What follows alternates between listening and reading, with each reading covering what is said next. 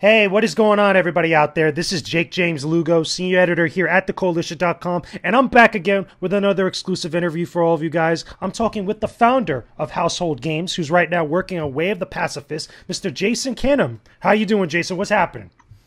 Just fine. Thanks for having me on. Glad to be here. Of course, man. You guys got a game coming out real soon. You've been working real hard. I saw you guys at PSX not so long ago, which was pretty awesome. And I got a chance to play a little bit of Way of the Pacifist. So if you could, just really briefly, because we obviously have some listeners out there that don't know anything about Way of the Pacifist, give me the elevator pitch. What is Way of the Pacifist for the common person?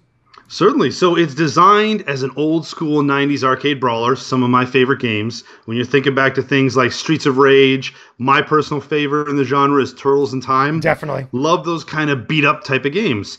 Only for us, we wanted to give the players a kind of a new way to play, and I'm a big fighting game fan as well. I'm a big Street Fighter Third Strike fan. I love the parry. I love that like split second Evo reaction Moment to 37. block. Exactly. It's one of my favorite things in all of gaming. So I wanted to make a game that was taking on hundreds of dudes, but you have to do it with a very keen eye, with that split-second reaction, and you wear them down and just turn it from being a button masher into something that's real rhythm, timing-based, requires focused, and really kind of proving your skills as like a fighting master. Pretty cool. So now you mentioned some of those classic beat 'em up, those fighting, well, not really fighting games, but like, action games back in the day, 16, 32-bit era. And, that there seems to be a lot of inspiration from that. When I got a chance to play the game, I played it twice now, a little bit more so at PSX when I saw you guys out there. And there's a lot, not so much references, but a lot of inspiration in some of the design of the characters, the way that the layout of the entire game between the menus and just how you move around on the actual screen is very heavily inspired by that. Now, since I mentioned Evo Moment 37 and the way that Way of the Pacifist is kind of designed where you have to be a lot more defensive and you really put an emphasis on parrying and avoiding attacks and stuff, is there a moment in the game that kind of like emulates that a little bit, kind of like an Evo Moment 37, and like people are going to just feel badass for parrying multiple attacks in a single go? We're hoping so, and I mean, we want to ease players in. We've found when we've demoed the game at events like PSX or at PAX that we found that we're asking players to play a game they're familiar with, because you're right, players look at the game and they go, oh, I get it, I know what type of game this is. But when they start controlling it, you can see the moment where they're like, oh wait, this isn't usual, they're gonna rude awakening. Typical. Exactly. So we got to ease them into it. So at the beginning, you're facing dudes who just throw regular punches. But as the game goes on, we ramp it up. You get more guys. You get faster combat. And like when you start facing some of the later bosses in the game, they're going to start throwing out attack strings. You're going to have to parry 5, 6, 7 attacks like all at once. And they get really aggressive. So you're going to start to feel that way. But we want to, we want to use the game as a teaching tool, ease people into it, say like, you're going to be a bit of a badass to start, but then we're going to make you into a supreme badass by the end. So I'm curious about that, about the difficulty, because obviously difficulty is a very subjective thing now in games, both indie and obviously big budget. Were you guys ever worried because of the different approach that you guys are approaching this genre, not being so emphasizing, aggression and being attacking, kind of like those classic games you guys are inspired by, but playing it more to the defensive side? Was there ever a worry for you or anybody else on the team that maybe it would take players a lot longer to kind of really grasp this concept before they really start getting into the weed of things and really start becoming a little bit more of what you feel like is like the most ideal way to experience this game?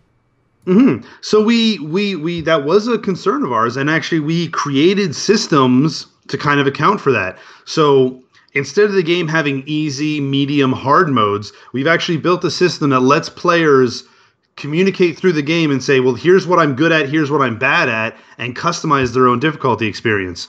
So you can set how hard the enemies hit. You can even tweak the timing windows for parries a little bit to make it more generous, so you can hit it late, or so you have to hit it razor sharp on that perfect frame window. And there's over 220 combinations of difficulty. So we let players communicate, like I said, we let them customize their difficulty experience instead of a one size fits all solutions. So players who maybe don't have the razor sharp reaction times, but they really like taking on like 10 guys, 5, 10 guys at once, you can adjust that. You can say, I want to fight a ton of dudes, but I want to not have to hit the perfect parry. Or likewise, if you want to practice, you're like, I kind of want to skew towards one-on-one fights, but I really want to make those like split-second reactions perfect. And you can adjust that as you play. And you can do it between missions. You can do it between levels. If you feel like the game's getting a bit too easy, you can tweak little moments, and you can step it gradually, which also, like, is the journey we want to take the players on. We're like, control it yourself as you go through. You find that last level too easy, step it up just like a tiny notch the next time. And then by the end of the game, you're like, wow, I've got everything maxed. I'm a master. So I'm curious about that because I saw that when I got a chance to demo the game at PSX, and it was really easy to kind of like tinker around with the settings and really kind of get, my own little customized experience, but with something that wasn't too easy, but definitely wasn't it wasn't walk in the park, but it definitely wasn't impossible or too challenging and stuff. What's the incentive for some people to really mess around with some of those settings? I would think obviously maybe if possible, even if you could speak on it, trophies for the consoles, and obviously, you guys are going to be on multiple consoles and stuff, but like, is there any other like, little rewards or little things that maybe players can get or kind of like look into or maybe obtain through playing through tougher difficulties outside of just the pure enjoyment of being a badass? Sure. Well, so that's actually really interesting. So yes, there are some trophies / achievements associated. Like you do get some achievements for playing on the maximum settings and for other different settings. But that was actually part of developing and designing this system. We talked internally about, do we add a score multiplier based on your sliders? But we decided against it because we wanted it to be a level playing field.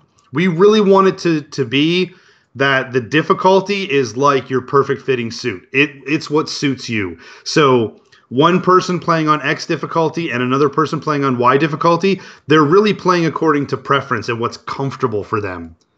But they're having, hopefully, they're both having the ideal experience. I love fighting lots of weak guys. Well, my other friend likes fighting very few super strong guys. But it's a level playing field where we don't give bonuses, we don't give extra points. We consider both players even in our minds. All players are playing on the same field, just to their tastes. So tell me a little bit about the story of Way of the Pacifist. Like, I look at it and I see maybe a little inspiration from things like Dune, maybe like Mad Max and stuff, a little steampunky here and there, not entirely, but a couple things here and there. But I'm curious about the story of this world and like the characters in it. Can you kind of brief us a little bit on what all that is about? Certainly. I mean, it was both like, the story came from an inspiration of like 80s and 90s cartoons because like when talking about those old beat 'em up games, there was a lot of really cool console ones like Streets of Rage and like Final Fight. But my favorite ones always were the ones based off cartoons and comic books. So you had your Turtles and you had your X-Men, Punisher. I loved those games. I mean, even obscure comic books like Cadillacs and Dinosaurs. Some deep cuts right there. Like Cadillacs and Dinosaurs is one of my favorite beat 'em ups of all time. It's so interesting, so neat. It's such a cool. So we kind of wanted to create our fictional like 90s cartoon universe, and I wanted to put it in a sci-fi universe. So it does play up into a bit of a Mad Max, Fist of the North Star vibe, but we wanted to make it about these crazy super villains and over the top characters. And as we developed the story, we kind of really wanted the story to inform the gameplay, which goes back into informing the story. And by that, I mean, in our game, you play a character that doesn't expressly spend all their energy. So they wait for enemies to throw punches at you. You block and parry them. You wear them down till they're tired, knock them over with a finger and kill them. And so we're like, well, what would require that? How would that make sense? So we put the game on a distant mining colony planet that orbits very closely to its sun. So it's like a terrible, harsh desert planet where being tired is literally a death sentence. There's limited resources. It's hard to survive. So your character, known as the Wanderer, has learned to fight by expending the least amount of effort possible. So when surrounded by raiders and murderers, the Wanderer has learned, if I stay calm and I let my enemies do all the work, I'm always the one who's going to survive. And we kind of like that little loop it's created where the gameplay informs the story and then the story informs the gameplay again. And it feels satisfying to us. We think it works really well. Yeah, I agree. And again, I got that even from not seeing the full version of the game, just like getting a small section of it. That even shows its way in the visuals. Obviously you guys go with like a 16/32-bit type of style or art aesthetic with it, which I think looks good, looks pretty cool. But one thing I also want to ask you about, which I'm very curious about, because I was just, as you were talking, I was thinking a little bit about like how this game could be, accepted by the greater gaming community and how people might be taking a liking to this. Have you guys thought about like, extra challenges or things like, for example, speed running or other stuff that maybe people could go and kind of run with this and add extra layers or levels of challenge to an already kind of interesting concept? Certainly. One thing I love about the speedrunning community is I found personally that speedrunners will always find a way to speedrun every game. You don't have to go out of your way. And in fact, I think it can sometimes be a turnoff if you're trying to like pander or cater to them. That's facts. So like, they love the challenge. They're like, "Oh, you made a game? I'm gonna tear it apart. I'm gonna beat it real quick. I'm gonna use all of my knowledge, all of my skill, and I'm gonna do my best." And so like it'll happen naturally, provided of course that the community finds it an interesting game, which we very much hope they will. But we've built leaderboards into the game because we do challenge you to try to survive the longest and get the highest scores, get the highest combos. It's a real skill ceiling built game. In addition to just getting through the levels and surviving, we encourage you to get your maximum combos, never get hit, land all those perfect parries all in sequence, build nice, beautiful combos, get great bonuses. And so the players that really get into the groove, really understand the nuances of the combat, will be able to excel and hopefully compete. I mean, internally we compete a little bit, trying to see who can get the highest combos and the best scores in fights. And we found that to be really fun. And through that's why we decided to build leaderboards. Who right now, who over at Household has got the top score? Who's the top dog over there on the team? Oh, I think it's me. Just because it actually is me, but I mean not by a large margin. It could swing at any time. There's a few people on the team, myself and the lead programmer Jeff. We kind of have played it the most, and we kind of go neck and neck and are always challenging each other. Jeff is coming up right behind you. Oh, he definitely is. And I mean, I've thrown company messages around where I post a screenshot where I'm like, I got a 212 hit combo string in this fight. There you go. And I post a screenshot. And then and then I'll get a message like a few minutes later going, boom, 220. So let me ask you this then, because I think that's a great segue into some other stuff. And again, I don't know how much you could speak to this, or again, maybe talk about what did or probably didn't work and why this is. Obviously, the games that you guys are inspired by have some element of multiplayer. Obviously, Turtles in Time, you got games like the X-Men, etc. The list goes on, even Streets of Rage. Was multiplayer, whether local or online, something that you guys thought about when creating Way of the Pacifist? Or if or why not, maybe that probably didn't work at some point? Certainly. I mean, I could say from the very early days of the project, we immediately, just because of you're right, the type of games we're making, we're making these beat 'em ups. Beat 'em ups always have multiplayer. It's kind of a given. At the beginning of the project, we absolutely had in our design saying, yeah, it's going to have local multiplayer. It's going to have co-op. But we found as we, even back in the early prototype stage, it didn't work. Because the way the combat works in the game, because you have to wait for enemies come to you, and you have to react to those enemies, we just couldn't get away from the fact there was too many cases where if there's only one bad guy on screen, he's going to attack either player 1 or player 2, and then the other player's got nothing to do. And we found it was actually way too frequent. Almost like 30-40% of the time, one of the players would have nothing to do. And we didn't want to use that as an excuse to change the game design. I was like, this is the game I want to make. I want the players to have to react. I want them to fight this way. That's the purpose of our game. We didn't want to water that experience down for the sake of having multiplayer. So we decided we couldn't make it work. As someone that knows very little compared to you and the rest of the team about game design and stuff, would something like maybe having more enemies on screen or maybe changing the AI to attack more frequently, more often when another player is on screen, would that maybe have kind of alleviated the issue, or that would have still never really solved the big problem at hand? It wouldn't have solved it. And I mean, those are solutions we kind of thought of actually, but you still can't. And I mean, even when you think about when you're fighting a boss, there's only one boss on screen at a time. They're still only going to be hitting one of the guys. Like, you still can't avoid that. And it wasn't the experience we wanted. So we decided against it. We decided to make it a single player game. And hopefully, we can like find other things in the future. I mean, I think there's other things I'd like to explore and see what we can do with, maybe in the future. But for Way of the Pacifist, for the game we wanted to create, the design vision that I had, we really wanted to present it as a single player experience. I gotcha. So, a good way to kind of wrap everything up, for us here, what is one thing that you want players, like, again, that maybe if they're familiar with the genre or if they're not familiar with the genre, what is one thing that you want players to come out of from experiencing Way of the Pacifist, sitting down there and playing the game fully through? What is one thing you want them to really kind of, pay attention to or feel like that they want to walk away from when they play? We would just love, like, I would love for players to see defensive fighting in a new light. One of the best things I've had people say at events where we've shown the game is we've had a lot of members of the FGC, the fighting game community, play the game. And a few comments I've gotten from people that I thought was really, really cool is people saying, like, you know what? This could be like an entry game into someone wanting to learn high-level fighting gameplay.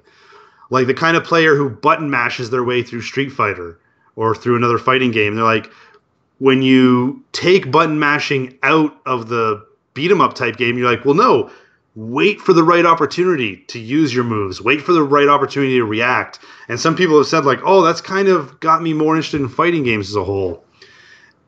And just anyone who takes away, like, oh, wow, when you're not button mashing and when you're fighting with your mind, it's a much more satisfying experience. That's it for me. That's exactly it. That makes me so happy. And we've had enough people react that way that I feel really, really happy about getting more people to play it. And that's what I would love people to say, love for people to feel, is they're thinking about fighting in a new way, and it's satisfying to do so. That's an interesting point. I find that kind of fascinating. I'm actually, pretty soon, I'm going to have a couple other fighting game champions and FGC people on, some of our shows and stuff. I'm going to ask them that. I'm going to see what they think about that, because I think that's a really good talking point, a good discussion point. So it'd be really cool to see what you guys, when it comes out eventually, what it brings to the table outside of just the genre you guys are a part of and stuff. But Jason, thank you for chatting it up with me about Way of the Pacifist. It's a pleasure. Okay, I can't wait to see what's up with the rest of the game. It's coming out soon. When's it coming out? What platforms? What's going on? Yeah, so it's actually coming out March 6th, 2018. It'll be coming out on PS4 and Steam on that day, which is the Tuesday. The following day, March 7th, that's when the Xbox store updates, so it'll be launching on Xbox One on that day. So yeah, March 6th, PS4, on Steam, and on Xbox One. You can follow our Twitter, which is at HHGames Inc., for all the info related to launch, and we're sharing all kinds of fun tidbits, strategies, and I think around launch we'll start sharing some of the stuff from the cutting room floor. But yeah, we're excited. We're less than 2 weeks away at this point, and we're looking forward to launch. That's really cool. Are you guys going to post videos on like YouTube and stuff, like maybe tutorials or little stuff walking players through some of the things of the game? We were thinking about that, actually. Like, we may want to we might do some streams or some videos where we kind of show some of the advanced techniques, because like I said, we start to get players off really easy, but in the later parts of the game we really ramp it up and like really ask you to use all of the tools in your moveset to kind of get through, and we want to show off a little bit of that stuff. That's awesome. I can't wait to see the game when it comes out. So thank you, Jason, for chatting it up with me. Hopefully you guys enjoyed this interview. Make sure you guys leave a like on this video. Make sure you guys comment down below as far as your thoughts. If you're excited for Way of the Pacifist or any other thoughts that you guys want to share with us, put it in the comment section below. Don't forget to subscribe to the Koalition's YouTube channel for all our videos like this one, more game dev interviews, more podcasts, more other cool exclusive content that you guys are definitely going to enjoy. With that being said, we will talk to you again very soon. Peace out and stay epic, everybody.